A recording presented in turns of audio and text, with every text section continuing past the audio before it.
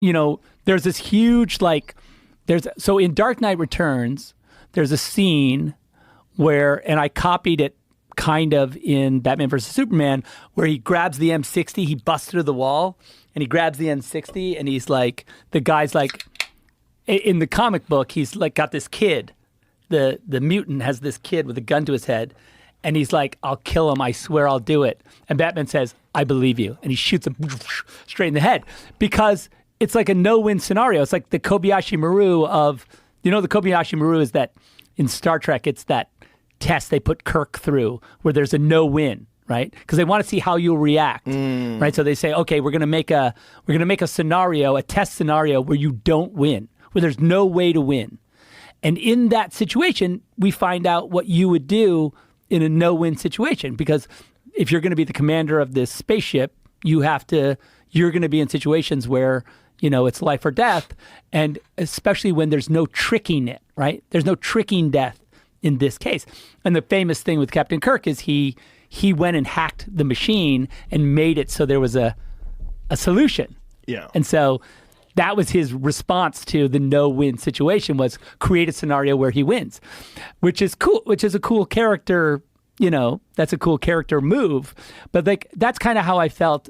That's what they would say, don't do that to Batman. Don't put him in a no-win situation, because we don't want to see him lose. We can't see him lose. He has to maintain this godlike status. And that's what the cool thing about Frank Miller. Frank Miller said, fuck it.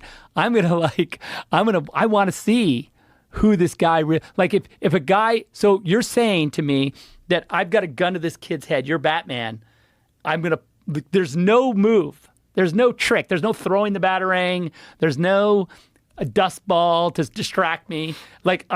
I've just got to pull the trigger and I kill this kid.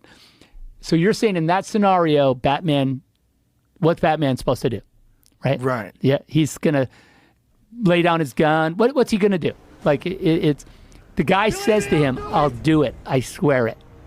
I believe you is perfect. Yeah, I believe you. And I believe you.